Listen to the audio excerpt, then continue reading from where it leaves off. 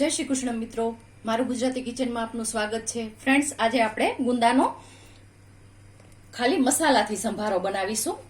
આપણે ભરેલો નથી બનાવતા અથવા તો બીજી કોઈ વધારાની સામગ્રી નહીં એડ કરીએ, પરંતુ ઘરની સાદી સિમ્પલ સામગ્રીથી એટલો ટેસ્ટી સંભારો બનશે કે બધાને ખૂબ જ પસંદ પડશે. સંભારામાં વેરિએશન હોય ફ્રેન્ડ્સ તો ખાવાની ખૂબ મજા આવે છે, જેથી કરીને આપણને એવું નથી લાગતું કે એકને એક વસ્તુ આપણે રોજ ખાઈએ છીએ. તો અહીંયા મેં થોડા ગુંદા લીધેલા છે, એટલે કે 150 ગ્રામ ગુંદા લીધેલા છે.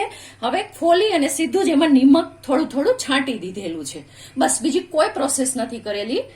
થોડું થોડું અમથું ચપટી ચપટી નિમક જ છાંટેલું છે, જેથી કરીને આપ જોઈ શકો છો કે આવી રીતના આમાં પાણી થઈ ગયું છે. અને સાથે જ મેં અહીંયા એક પીસ કેરીનો લીધેલો હતો, એના નાના નાના પીસ કરી લીધેલા છે. અને અહીંયા મેં તેલ ગરમ કરવા માટે 1 ટેબલ સ્પૂન મૂકેલું છે.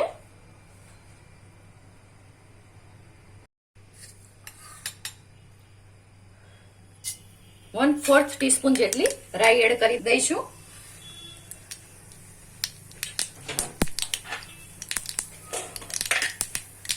સાથે જ ચપટી મેથીના દાણા પણ એડ કરી દઈશું.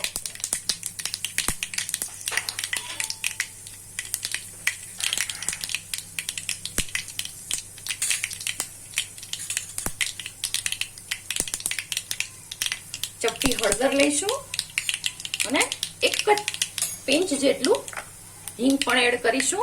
હવે આ જે છે એમાં કશું જ પ્રોસેસ કરવાની નથી, પાણી સહિત બસ આવી જ રીતે એડ કરી દેવાનું છે.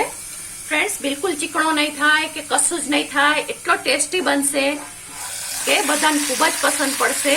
ઘણાને એવું થતું હોય કે ગુંદા છે એ ચીકણા થાય છે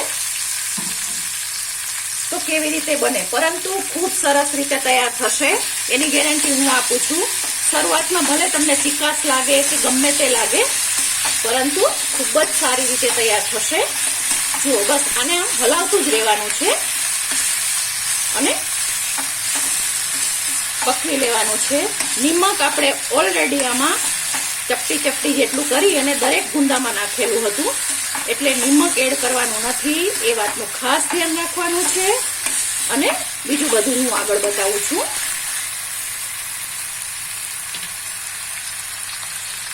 જુઓ, હવે આને આપણે ધીમા તાપે 1 મિનિટ માટે જ પકાવવાનો છે. 1 મિનિટ થઈ ગઈ છે તો આપણે એક વખત ખોલી અને ચેક કરી લઈશું. આપ જોઈ શકો છો ગુંદા છે એ 50% કૂક થઈ ગયા છે. જે ચીકાશ હતી એ બધી એક સાઈડ થઈ ગઈ છે. અને સાથે હવે આપણે આ કેરી છે એડ કરી દઈશું. અને તમારે આની સાથે મરચા પણ એડ કરવા હોય તો આ સ્ટેજ ઉપર તમે મરચાને એડ કરી શકો છો. હવે એમાં આપણે થોડી વરિયાળી, થોડું આખા ધાણા ખાંડેલા અને તલ છે એને આ સાઈડ આપણે એક સાઈડ અહીંયા એડ કરીશું કે જેથી કરી અને તલ સરસ રીતે પાકી જાય. વરિયાળી છે, ધાણા છે, એ બધું જ સારી રીતે પાકી જાય.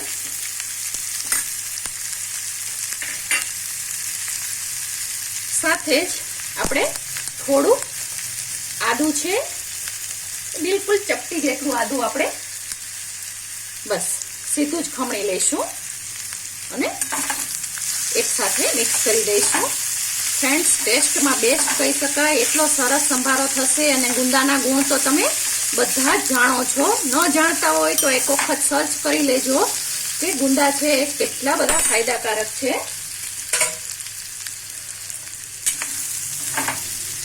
આપણે નિમક નાખવાનું નથી ફ્રેન્ડ્સ, વાતનું ખાસ ધ્યાન રાખવાનું છે. જુઓ ફ્રેન્ડ્સ, હવે આમાં આપણે 1/4 ટીસ્પૂન જેટલો મેથીનો મસાલો એડ કરીશું, અથવા તો આચાર મસાલો જે તમે કહો છો એને એડ કરી અને આપણે એક વખત હલાવી લઈશું. સાથે જ હવે આને આપણે ફરીથી 30 સેકન્ડ માટે પકવીશું. હવે એક વાર ચેક કરી લઈએ ફ્રેન્ડ્સ, જોઈ લઈશું કે કેરી આપણી પાકી ગઈ છે. હા, એકદમ સરસ રીતે આપણી કેરી પાકી ગઈ છે. સાથે ગુંદામાં પણ સરસ એવી ડિઝાઇન આવી ગઈ છે, એટલે આપણો આ ગુંદા પણ સારી રીતે પાકી ગયા છે અને સોફ્ટ થઈ ગયા છે. ફ્રેન્ડ્સ, હવે તમારે અહીંયા બીજા કોઈ મસાલા કરવાની જરૂર નથી. જો તમને ચણાનો લોટ ગમતો હોય તો તમે આછો છાંટી શકો છો, પરંતુ આવી રીતે ખાવાની ખૂબ જ મજા આવે છે. તો ચાલો હવે આપણે આને થોડી ધાણાભાજી મૂકી અને સર્વ કરીએ. તો હું થોડી ધાણાભાજી છે એ આની અંદર જ એડ કરી દઉં છું. એટલો ટેસ્ટી બને છે કે આંગળા ચાટતા રહી જશો ફ્રેન્ડ્સ. એક વખત ચોક્કસથી બનાવજો એવો મારો આગ્રહ છે. તો ચાલો હવે આને સર્વ કરીશું. તો ફ્રેન્ડ્સ, તમે જોઈ શકો છો એક ગુંદા છે એ એકદમ ચીકાસ વગરના અને સરસ એવા છૂટા બન્યા છે. જુઓ, ક્યાંય પણ ચીકાસનો ભાગ નથી કોઈ પણ ગુંદામાં, અને ખૂબ જ ટેસ્ટી એવો આપણો આ સંભારો તૈયાર થઈ ગયો છે. તો ફ્રેન્ડ્સ, તૈયાર છે આપણો આ સરસ મજાનો ગુંદાનો મસાલાવાળો સંભારો. તમને મારી આ રેસીપી પસંદ પડી હોય તો મારી ચેનલને લાઈક, શેર અને સબસ્ક્રાઇબ ચોક્કસથી કરજો. આભાર મિત્રો. જય શ્રી કૃષ્ણ.